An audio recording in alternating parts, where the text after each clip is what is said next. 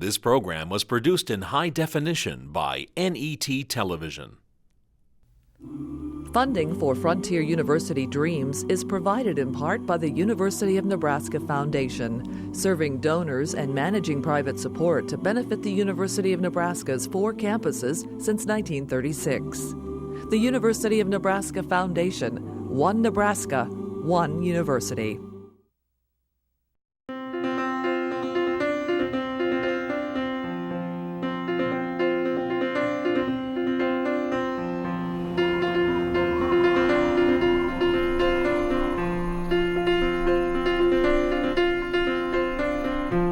There was money to be made on the Nebraska frontier in 1868. Laws were loose, land was almost free, people with imagination could make their fortune. The world lay all before them with Providence their guide, and they were ready to make it new, make it new, make it new. It's the land flowing with milk and honey. It's Genesis and Exodus all over the place. One of the first things created in the new state of Nebraska was a state university. Its first building, University Hall, began to fall apart before it was finished. The unscrupulous contractor R.D. Silver had created a perfect symbol for the new educational enterprise, a grand facade with a crumbling foundation. When they replaced the foundation in 1877, he bid on the project. He had no shame at all.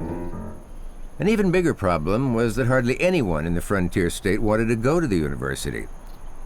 Most farmers and ranchers felt an 8th grade education was more than enough. They believed in plowing a straight line, and that book learning was probably not very high on their needs or desires. What was a university? Who should go? What should be taught? True to the frontier, they had no clear blueprints and no guidebooks. They were building a university out of little more than hopes and dreams. This was very bold. This was as bold as homesteading.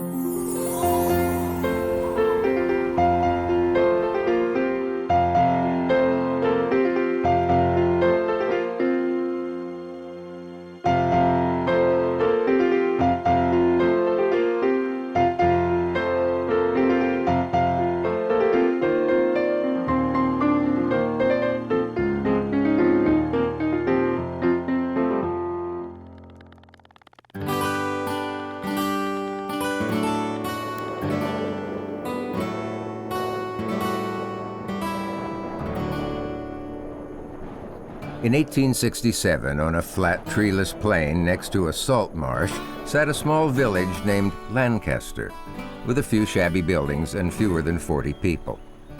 Real towns like Bellevue, Nebraska City, and the territorial capital, Omaha, were viciously fighting to become the capital of the new state. But when it came down to the final vote in the state's first legislative session, there were only 2 towns left, Omaha and Lancaster. A rivalry began. By 1867, when Nebraska became the 37th state, the rivalry was beginning to be pitched even though Lincoln didn't exist. When it looked like Lancaster was going to win, the Omaha delegates made a last-ditch effort to derail the bill. They knew the leader of the Lancaster Boosters, Senator Reeves, was a Southern sympathizer in the Civil War and hated Abraham Lincoln. So the Omaha delegates inserted a line in the legislation saying that if the capital ever moved from Omaha, the new capital city would be named Lincoln. And to most everyone's surprise, Senator Reeves spoke almost immediately, jumped to his feet, and one report says he jumped upon his desk and he seconded the motion, which meant that the question became very one-sided and it passed, and should the capital ever be removed from Omaha, the new city would be named Lincoln. Not, as I suppose most people in Nebraska believe, an honor to Abraham Lincoln, but rather a political slur against him, which backfired.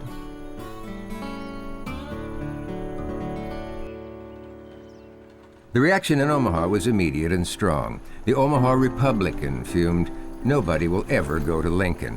There is no river, no railroad, no steam wagon. nothing.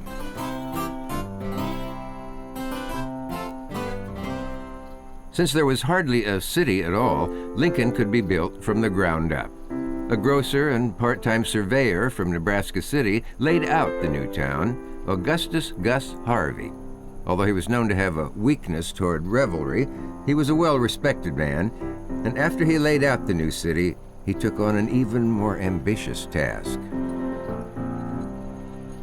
He also, of course, helped set up the charter for the University of Nebraska. So this man was far-reaching and far-thinking. He had great visions for the University of Nebraska. He'd set it up with a great number of departments and chairs, but he had a vision which he imposed on the University of Nebraska, and well that he did. Since hardly anyone in the new state had been to a university, the charter for the school was largely an act of imagination. But one thing was certain: there was money to be made and land to be had. Through the Morrill Act of 1862, the federal government granted hundreds of thousands of acres of free land to new states if a university was established in the first 5 years. When Nebraska first began, selling most of the land granted was the only way to fund a university. Because you must remember that when the state came about in 1867, the amount of money in the Treasury was literally exactly zero. That the way you funded a university like the University of Nebraska was to give the state tracts of land that it could then turn into resources that would support the initial years of the university. Behind the giveaway, however, were revolutionary ideas. Ideas that would slowly change the face of Nebraska and America. A land-grant university was for everyone, not simply rich white men. Immigrants, African Americans, even women were welcome. I think that the land grant really tried to break away from educating just the elite, and it was very controversial. The early years of the university, these people were very aware that they were doing something new and that they wanted equal opportunity for everybody. A people's university was the early dream of Thomas Jefferson. He felt that a true democracy demanded an educated citizenry. He wrote, "Let our countrymen know that the people alone can protect us against the evils of ignorance and tyranny." The meaning of Jefferson's words was all too clear after the Civil War. All of a sudden, there was a national issue that touched everybody, and everybody became concerned with the bigger national issues. You do care now about slavery. You do care now about the economy. You do care now about what they called the Indian problem. These are all things that affect everybody on a daily basis. And so you get to the point where the level of your education really does affect your level of participation in common citizenship.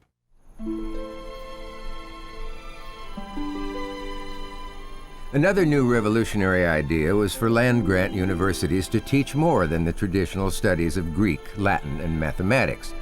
Land-grant schools' primary focus would be on teaching practical subjects like agriculture and engineering. It was a different kind of university. A land-grant university, all of them are supposed to be dedicated to the mechanical arts and agriculture. And that's why a lot of land grants have A&M in their names, like Texas A&M is ag and mechanical. Gus Harvey's original charter for the University of Nebraska not only included a College of Agriculture and Mechanical Arts, it also included 5 other colleges, including 51 individual departments, each with its own chairman. It was a grand vision. Most of the pioneer legislators thought it dangerously excessive. But there was one person standing in the wings who passionately shared the far-reaching dream. He would become the university's strongest champion in the hard fights to come.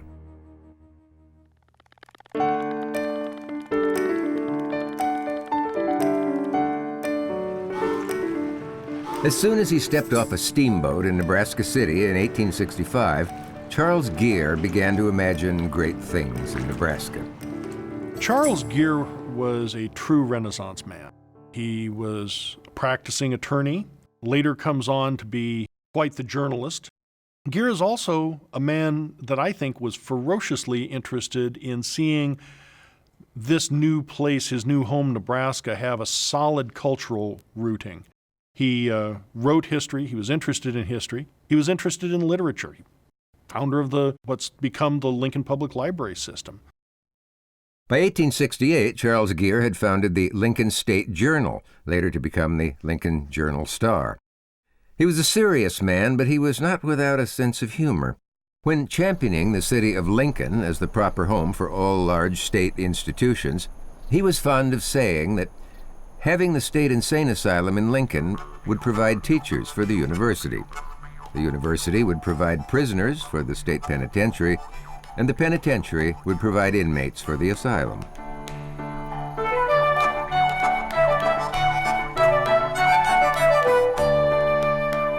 Charles Gere then said this was a great self-fulfilling community, which at some point someone else said that, well, if anyone was left over from this great circular self-fulfilling community, they could become the legislature of Nebraska.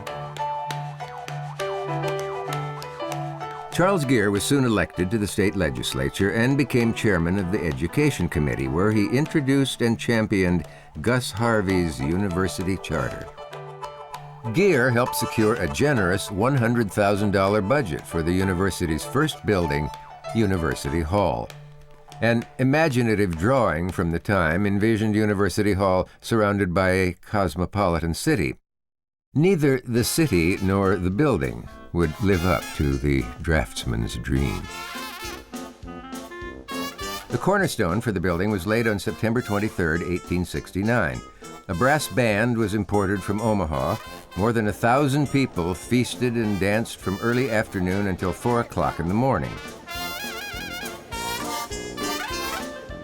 It was a party unlike anything seen before in Nebraska. It cost $2,000, a small fortune at the time. But the people who danced the night away were already beginning to see some of the potential benefits of a new university. But the new building's foundation of cheap, porous limestone began to erode before the building was even finished. People wondered where the $100,000 budget was going. Some suspected that part of it was going into the fashionable homes being built at the same time for Governor Butler and Secretary of State Kennard. There were rumors that some of the money that should have gone to public buildings may have gone into these really fabulous houses for that day and age, especially in a town where everybody else was living in a wooden shack. The Omaha Herald called the administration Butler and his 40 thieves and said they were guilty of utter inefficiency, lawlessness, and total depravity. Butler and Kennard were impeached in June of 1871. Meanwhile, contractor R.D. Silver was putting the not-so-finishing touches on University Hall. He was maybe sort of an operator, maybe didn't always play by the rules. Probably fudged a little bit on building materials. A few men died during the construction of the building. That was sort of scandalous.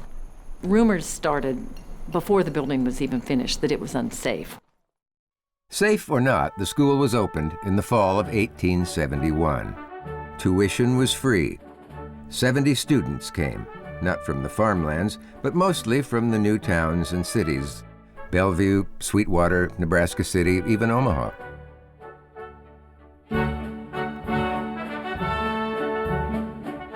Even though land-grant universities were supposed to be secular, the first instructors at the University of Nebraska were all either ordained Christian ministers or deacons in their churches.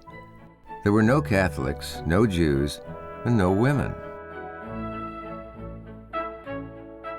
One of the future deans of the University of Nebraska School of Law, Roscoe Pound, said of the first professors, none of them was above mediocre.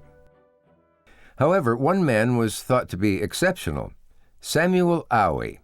He taught botany, zoology, geology, chemistry, math, and when needed, German and Greek. He had a theory about rainfall following the plow. His theory was that the more you plowed, the more the earth absorbed moisture, and the moisture would then evaporate and go back into this atmosphere, and then you'd have more rain. In a state where water was often scarce, Aue's unproven theory was immediately embraced. Aue further complicated his pseudoscience by mingling it with theology. The plow is the symbol of the good Protestant virtue of hard work, and that God rewards hard work with rain.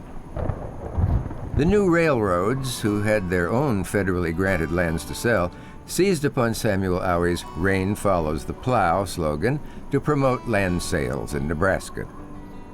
And so what you have is a bunch of people that came out here in the 70s and early 80s that were taught by the railroads, who were handing Aue's book and other pamphlets out like they were candy. I mean, this is a good advertising scheme for the railroads to sell those public lands that they've been given.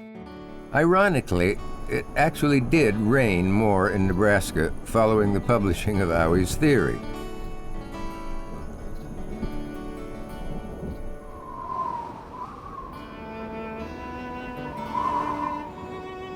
However, when the inevitable droughts finally arrived, it was clear that rain did not follow the plow. Aue seemed to be more of a huckster than a scientist, and more than Samuel Aue's reputation suffered. It's painful when a research institution has its research gone south on it, especially when they've done a lot of bragging about it. Roscoe Pound later called Aue a charlatan. Pound said that Aue assumed he knew things he didn't know and didn't know enough to know he didn't know them. If the university was on shaky ground with its faculty, it was on an even shakier foundation with its first building, University Hall. If the building failed, Lincoln might lose the university to another town. There was this constant threat that Nebraska City or Omaha would seize the university and build their own building down there and just, give up on University Hall because it was such a problem. There were holes in the institutional vision and, in truth, in the very walls of University Hall. Skeletons would magically dance during Samuel Aue's science classes when pranksters stuck their pencils through the holes in the walls and poked the dangling bones. By the late 1870s, many were afraid that the skeletons, the building, and the university were headed for an early grave.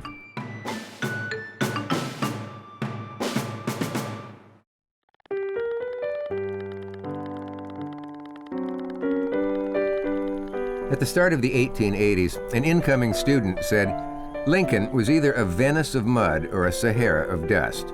There was not an inch of pavement, sewer, street railway, or electric wire in the town.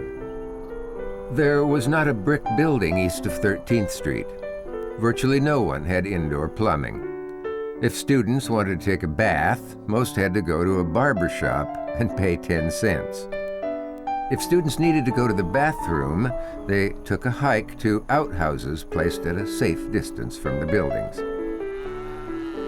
Cows and pigs wandered in the streets. On campus, strange sounds were coming from the basement of University Hall.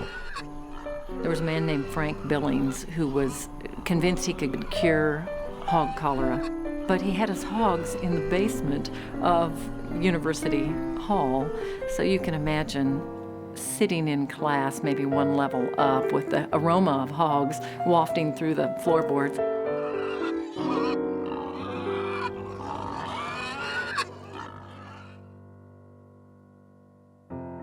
Above the arresting aroma, some of the new faculty members were teaching radically new ideas. The young professors were fresh from the classrooms of the East, where the European ideas of science and research were being combined with the new American humanism of Ralph Waldo Emerson and Henry David Thoreau. Flying in the face of educational tradition, the new professors believed in teaching students to think, not simply to memorize. Such thinking was deeply threatening to the religious ideals of the conservative Chancellor Edmund Burke Fairfield. Most educators of the day felt that the purpose of higher education was to prepare gentlemen, and only men, for a life of Christian service. Harvard and Yale had begun as religious seminaries. Traditional educational philosophy taught that knowledge was fixed and unchanging.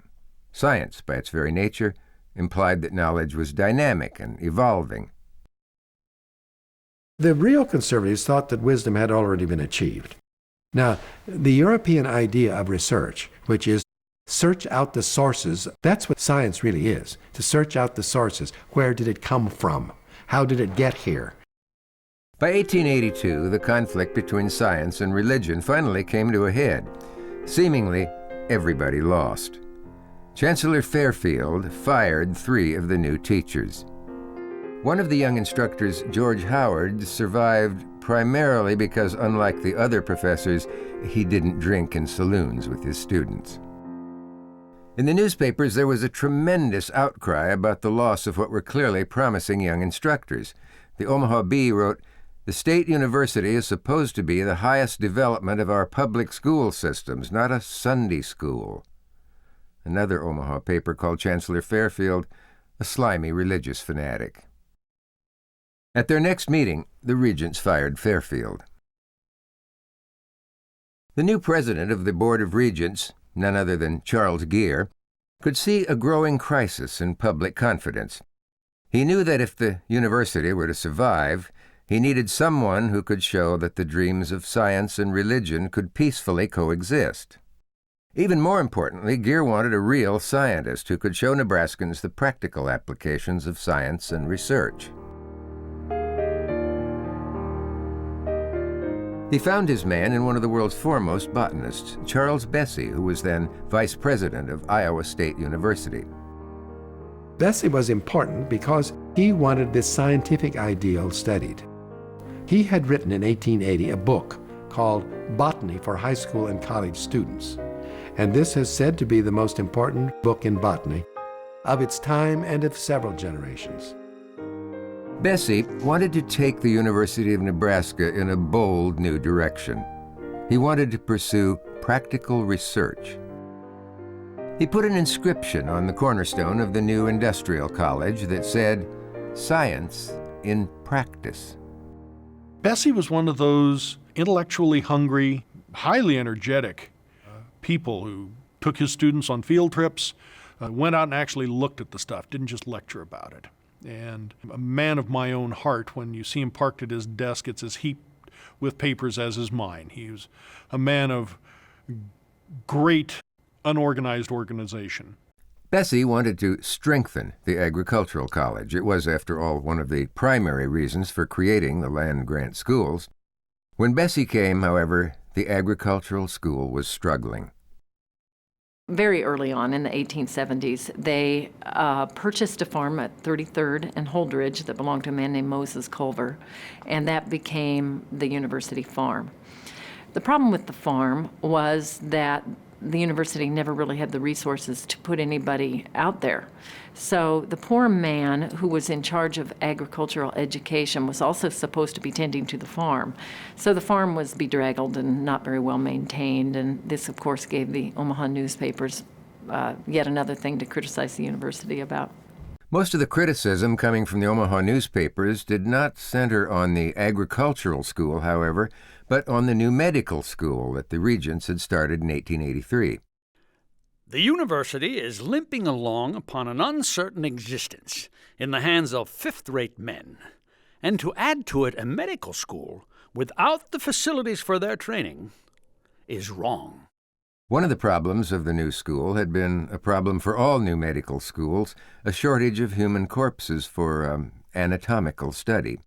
One fall morning, the citizens of Lincoln were startled by large letters painted on the front roof of University Hall, proclaiming, "Cash for stiffs."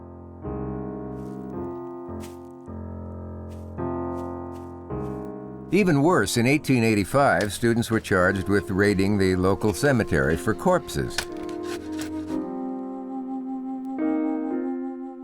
The most famous body-snatching case involved a 19-year-old prostitute named Pearl Forcade, who worked for a madam named Molly Hall.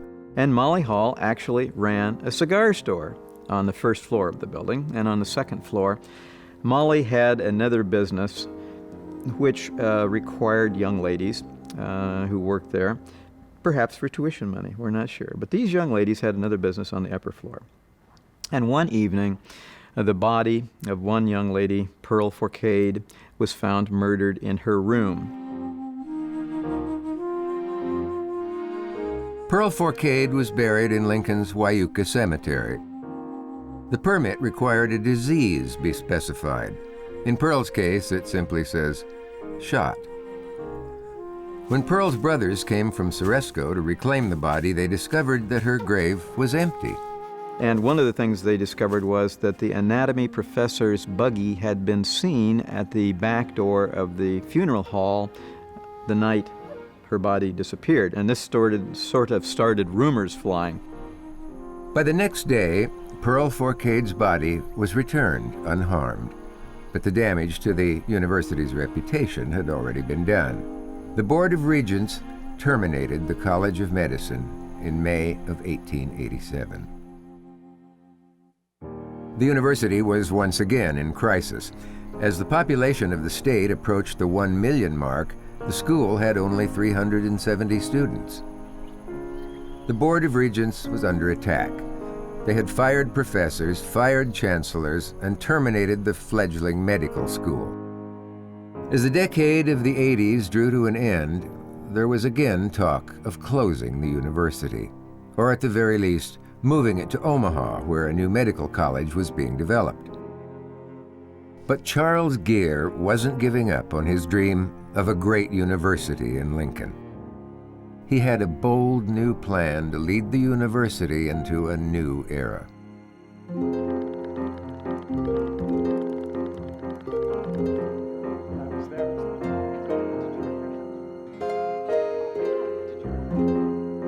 In 1891, a secret meeting took place in a Kansas City hotel room.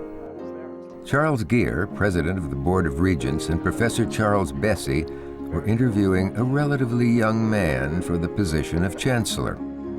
He was a popular and dynamic history professor at the University of Kansas. His name was James Canfield. He was 44 years old. That's interesting, isn't it? The secret Kansas City interviews. And they went to Kansas City, interviewed Canfield, and Geer made him an offer right there. He was a visionary himself, Canfield was. Not noted perhaps as a great scholar, but I think Geer saw in him a man who could speak to the people of Nebraska and take this vision of Geer's and of earlier Gus Harvey's out to the great people of Nebraska. Before accepting Geer's offer, Canfield made a secret visit to Lincoln. What he saw was a city coming of age in the early 1890s.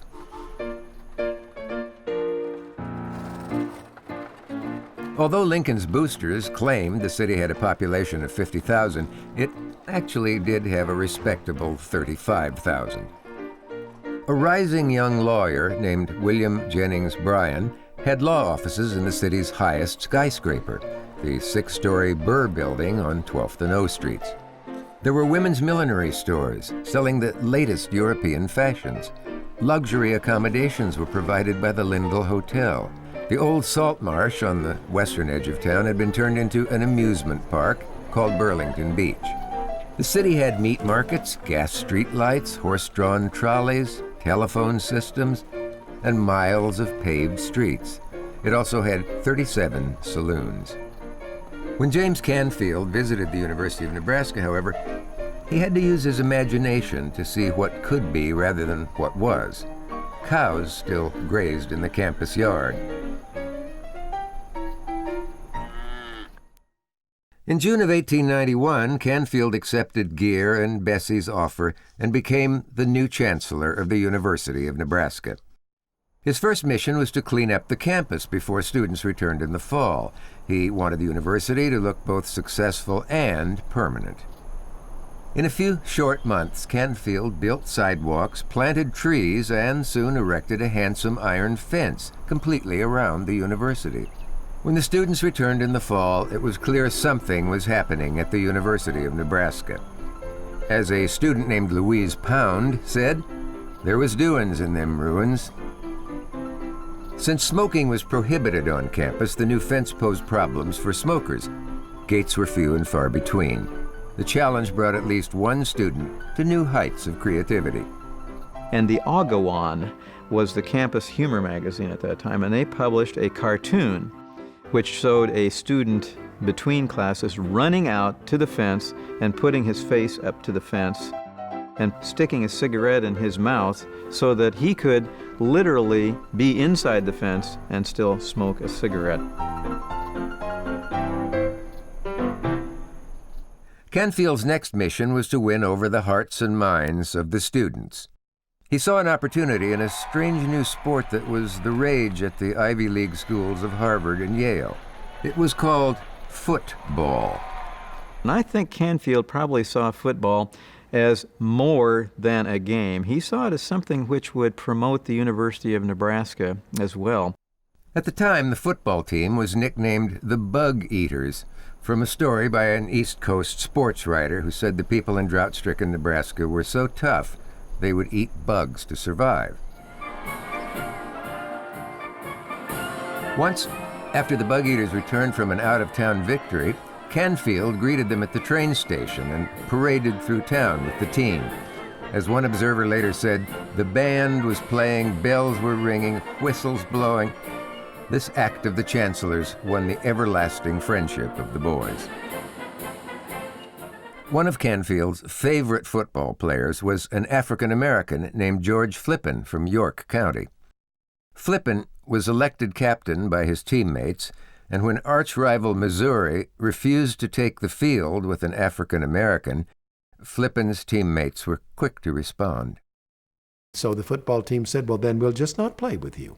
We stick by our man. We stick by our man. We stick by our Flippin. And results in the University of Nebraska having its first 1-0 victory in football because the University of Missouri refused to play a team that would have a black man on it. Another of Canfield's favorite students, Roscoe Pound, was the team's unofficial cheerleader. He actually wrote a cheer in Latin. He was a great fan of Latin, and several people said he would Latinize everything and drive you into the ground with Latin. Roscoe Pound was also well known for campus pranks. One young student, sometimes referred to as Roscoe Pound and other times referred to as an anonymous student, stole the ROTC cannon, loaded it with crushed brick, tipped it down, and fired it off into the experimental station. And the newspaper the following day said that in one fell swoop, the ag campus, if you will, the experimental station was reduced to a load of kindling and a load of bacon.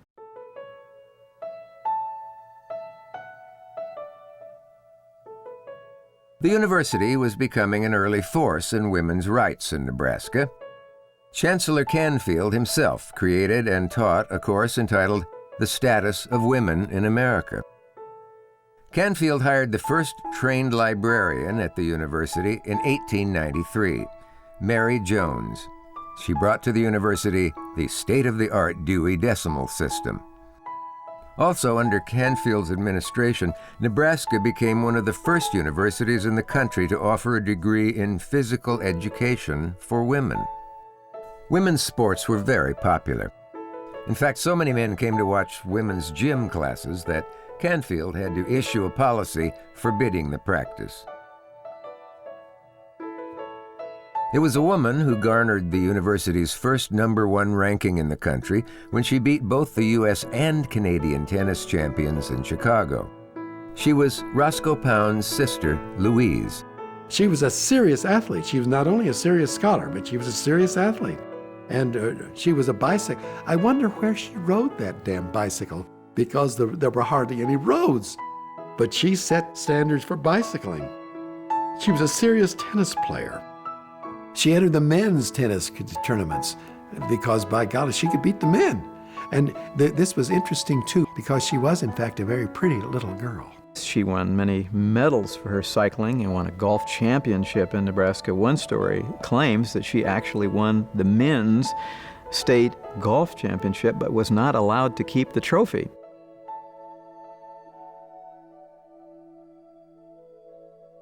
In 1892, Louise Pound became fast friends with a young freshman named Willa Cather. Unlike Louise Pound, Cather did not come from a background of wealth and privilege. She was just one of the dozens of small-town girls coming to the university each year. At that point, she was most interested in becoming a physician. She dressed sometimes as a male.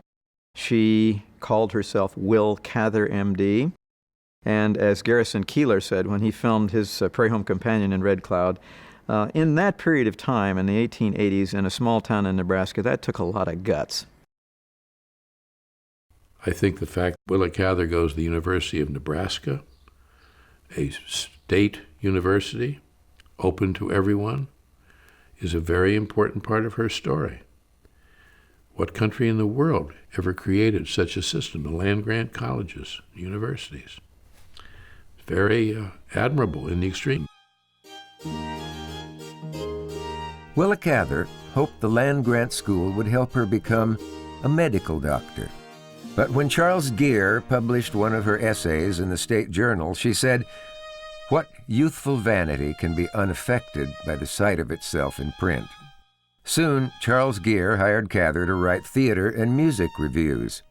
Geer became a mentor Cather would never forget. I remember that sometimes a bright twinkle in Mr. Geer's fine eyes used to make me feel a little distrustful of my rhetorical magnificence. You see, even very stupid young people addicted to cheap rhetoric are yet capable of perceiving fineness.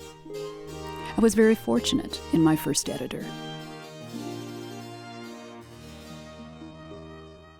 Cather became managing editor of the popular campus newspaper, the Hesperian. Like her mentor, Charles Geer, she had an eye for young talent, and she published the first student writing of a young man named Hartley Burr Alexander. As we know now, he was an extremely bright individual and had a great deal of ambition. He came to the university with the grand sum of, I guess, $25 or so in his pocket. He won an essay contest of some sort, won a bicycle, sold the bicycle immediately for $25, which, in my opinion, is a very shrewd horse trade in the 1890s. Like Willa Cather, Hartley Burr Alexander was getting a far-ranging education in the arts and humanities. His studies in mythology, biology, anthropology, and the classics enabled him in the future to create the symbolism for important monuments around the country. It's the kind of the Renaissance man background. He had that kind of education. He was a humanitarian and a humanist at his very core. While Hartley Burr Alexander was studying the classics at Nebraska, James Canfield was expanding the arts. Canfield hired the university's first director of choral music. Carrie Bell Raymond turned up here, and in no time she had the church choirs singing at a professional level. And in no time she was directing the choirs at the university. One year she played all the Beethoven symphonies.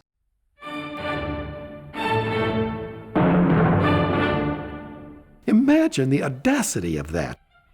Carrie Bell Raymond was a woman of small stature, but that was the only thing small about her.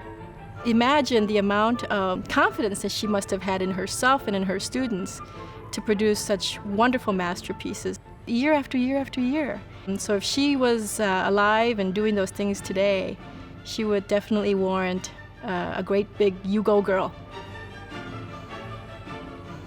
Under Canfield's administration, the art department expanded to over 150 students. One was Elizabeth Dolan, soon to become Nebraska's best-known muralist. I think that's one of the first things as an artist that you notice when you look at Elizabeth Dolan is that she's a sophisticated artist and that she obviously had a solid educational background as an artist. And you can see it specifically in the painting behind me.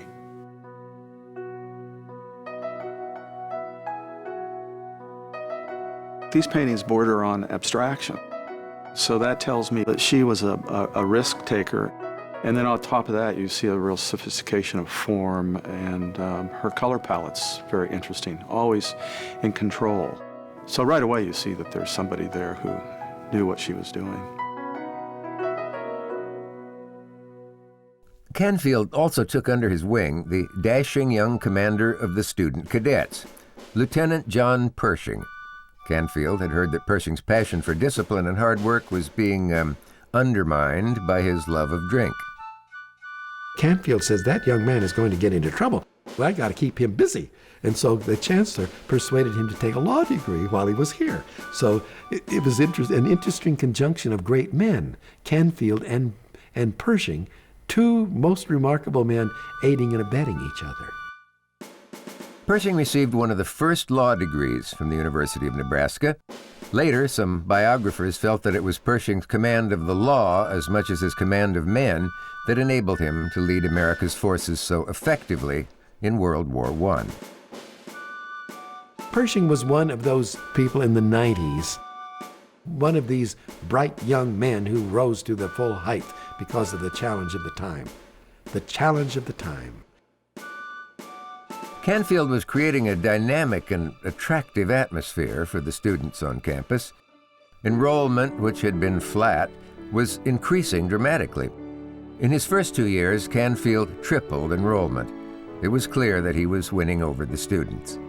And he was a pater familias, I'll tell you. He looked after those students, and they looked after him. And he was enormously popular, and the students loved him. And he used to put notices on the bulletin board, and the students would say, well, let's go see what Jimmy's got to say today.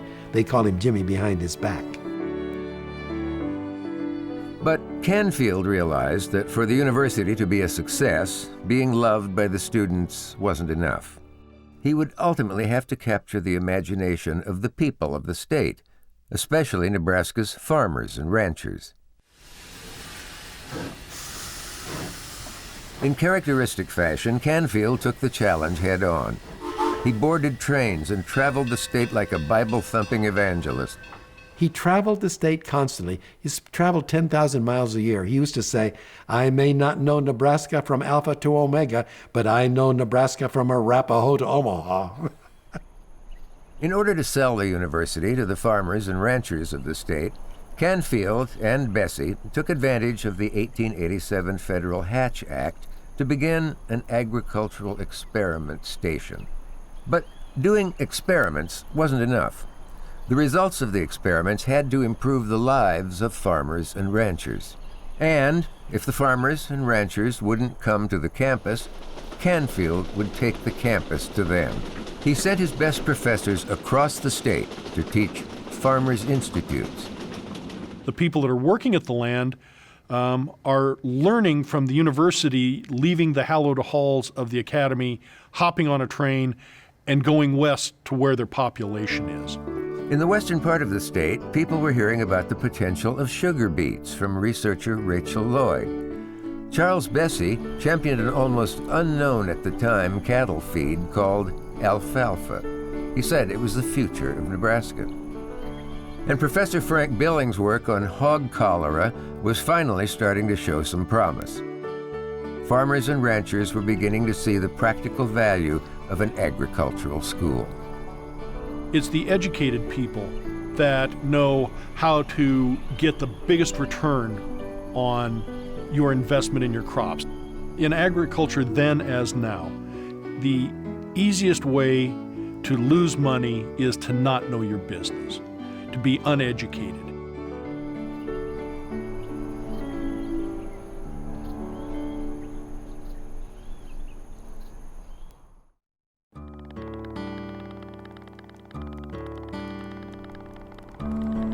James Canfield's first 2 years as chancellor were a great success, but he soon faced the biggest challenge of his career, the Panic of 1893. It was the biggest depression that America had ever seen. In Nebraska, it was even worse than in the rest of the country. It was coupled with a severe drought. It's serious, and then it gets worse. We talk about the Great Depression, but the Great Depression couldn't hold a candle to what we saw particularly in the early years of the 1890s. This was a drought that kicked off a decade-long depression. Instead of retreating in the face of adversity, James Canfield saw the depression as an opportunity. This was a serious depression. And what did he say? If you can't earn, learn. If you can't earn, learn. And he's right in the middle of the Depression the university grew, and still no tuition. Despite the hard times, Canfield was so successful in recruiting new students that enrollment was actually increasing too fast. The university needed more teachers and bigger buildings. In the middle of the greatest depression in Nebraska's history, Canfield had to go to the legislature and ask for money. To make the situation even more complex, the face of the legislature was almost entirely new. Seizing on farmers' and ranchers' discontent during the Depression, William Jennings Bryan was leading a national populist revolt. In Nebraska, the populists were becoming a powerful force in the state legislature. The crucial question remained, would Nebraska's farmers and ranchers ever believe in higher education? Always a shrewd promoter, Canfield saw an opportunity to put the virtues of the university on display. 1894 would mark the university's 25th anniversary. Canfield decided to create a celebration unlike anything seen before in the state. But he worried that in the middle of a depression, no one would come. When the time arrived, however, it was clear that the people of Nebraska were more than ready to put their troubles aside and party.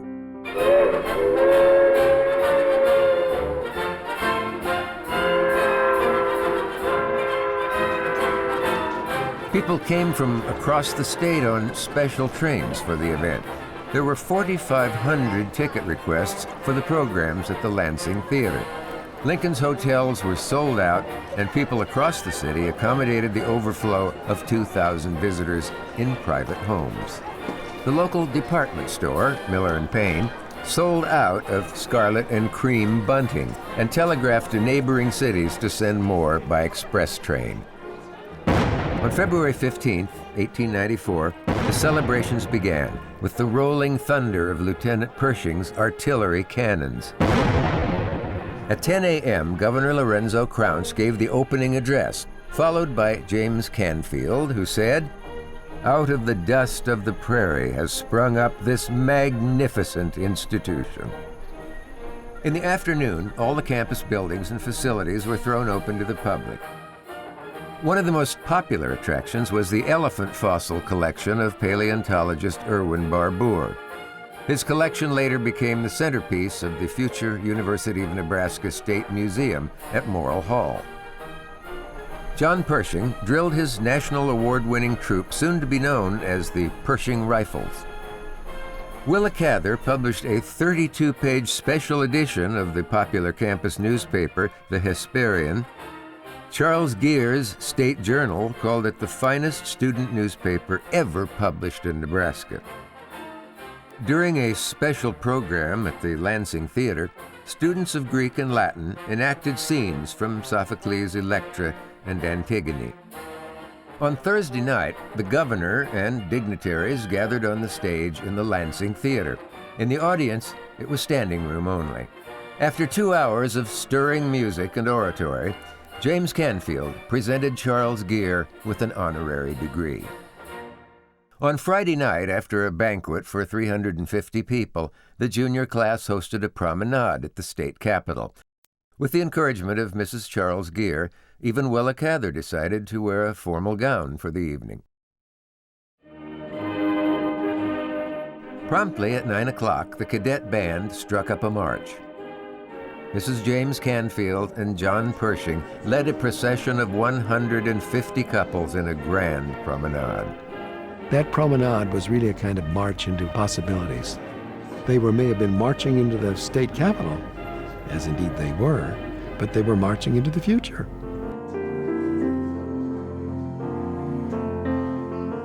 The State Journal reported, "Dancing was continued until late, and the hands of the city clock pointed dangerously near the figures of an hour which usually heralds the coming of day before the last waltz was played, and the happy dancers sought their homes to dream of the conquests made at the Junior Promenade of 1894.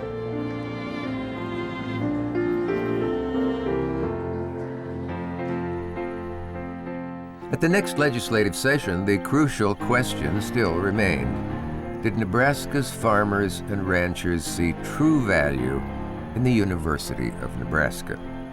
To the surprise of almost everyone, the populist legislators voted overwhelmingly for the largest appropriation in the history of the university, over $330,000. Even the Republican senators from Omaha unanimously approved. Canfield had not only sold the university to the farmers and ranchers of the state, he had made important friends in Omaha. The generous appropriation included money to complete the university's first building to endure, the library, now called Architecture Hall. The university had at last found a solid foundation.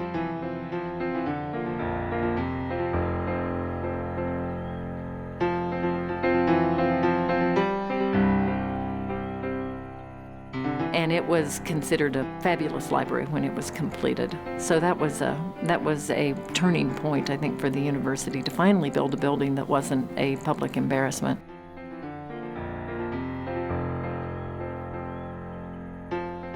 The result was that the library building, which we're sitting in, is still here more than 100 years later, and it has not had to have its foundations replaced. And its beams are exposed so you can look at those great beams. And now even the attic is used and the attic is filled with these great beams which were put here in it's a wonderful building. Look at this wonderful building.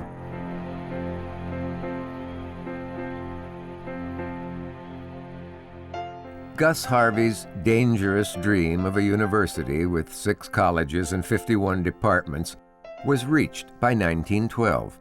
Today, the university has 16 colleges with over 200 departments. Some dreams take longer than others. Charles Geer's dream of a College of Fine Arts came to pass in 1993, the Hickson Lead College of Fine and Performing Arts.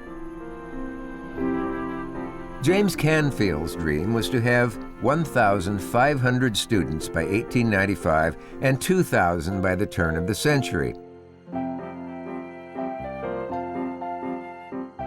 He exceeded even his own grand expectations. By 1910, there were over 4,000 students when the university became the 6th largest school of its kind in the country. But it was the dreams of the Frontier University's students that would help shape America and the world in the 20th century. The young Lieutenant John Pershing, who got his law degree from Nebraska in 1893, would go on to chase Pancho Villa in Mexico and eventually become the commander of the American forces in the First World War, directing the actions of over 2 million men. The Frontier University had one notable failure. It failed to help Willa Cather fulfill her dream of becoming a physician. However, Cather went on to become one of America's greatest writers. She won the Pulitzer Prize in 1922 for One of Ours, a novel whose hero graduates from the University of Nebraska and serves in the First World War under John Pershing. The petite Louise Pound became the first woman in the Nebraska Sports Hall of Fame. As president of the Modern Language Association, she became a leading figure in the study of American folklore. With her characteristic wit, one of her most popular studies was of American slang, celebrating words like doohickey and thingamajig. Charles Bessie's star pupil, Roscoe Pound, would go on not in botany, but in law. He became dean of the law school, first in Nebraska and later at Harvard. Pound also provided significant guidance to President Franklin Roosevelt in envisioning the New Deal legislation that reshaped America during the 30s and 40s. But perhaps Roscoe Pound's most cherished honor was having a rare fungus named after him, Roscoepoundia. George Flippin would go on to gain a medical degree from the University of Illinois at Chicago and help found the first hospital in Stromsburg, Nebraska. He purchased the first automobile in Stromsburg and soon after was awarded Stromsburg's first speeding ticket. At the time of his death, George Flippin's funeral was the largest ever held in Stromsburg, a town known as the Swede capital of America. Hartley Burr Alexander would go on to gain national fame as an iconographer. He was asked to provide the symbolism for places like Rockefeller Center in New York City, the Los Angeles Public Library, and the Nebraska State Capitol. On the southwest corner of the University of Nebraska football stadium, Alexander himself wrote the lines, "Not the victory, but the action. Not the goal, but the game. In the deed, the glory." On the north side of the Capitol, facing the University of Nebraska, Hartley Burr Alexander wrote an inscription that evokes Thomas Jefferson's dream of a people's university. "The salvation of the state is watchfulness in the citizen." One watchful citizen in the Frontier University was the founder of Elephant Hall, Irwin Hinckley Barbour. While he was traveling across Nebraska on his fossil digs, he noticed a great variety of homemade windmills. He turned his interest into a research project and published his findings in an 1898 extension bulletin, Homemade Windmills of Nebraska. Now, you think about that and you think, gee whiz, who cares about homemade windmills? But remember, we've been in a drought now for quite a number of years. We don't have any money. Now, I can't tell you how many people took the patterns that Professor Barbour published and used them, but at least gets the idea across that you're not stuck with the store-bought kind if you can't afford it, that there is a way to use probably our greatest natural resource, the wind, to help solve our greatest natural need, which is water. Irwin Barbour's Homemade Windmills of Nebraska was one of the most popular extension bulletins published in the United States at the time. At the turn of the century, its designs were spreading across Nebraska and across America, fulfilling just one of the many Frontier University dreams.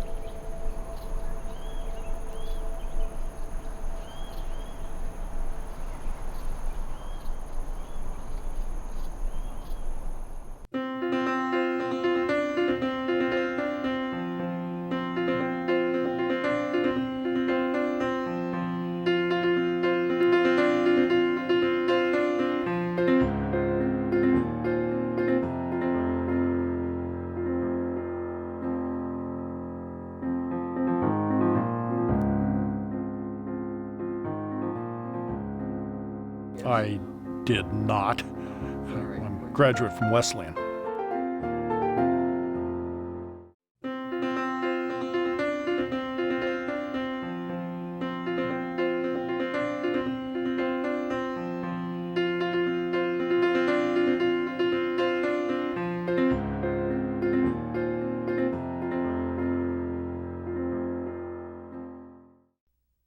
Frontier University Dreams has been made possible by the University of Nebraska Foundation, serving donors and managing private support to benefit the University of Nebraska's 4 campuses since 1936. The University of Nebraska Foundation, one Nebraska, one university.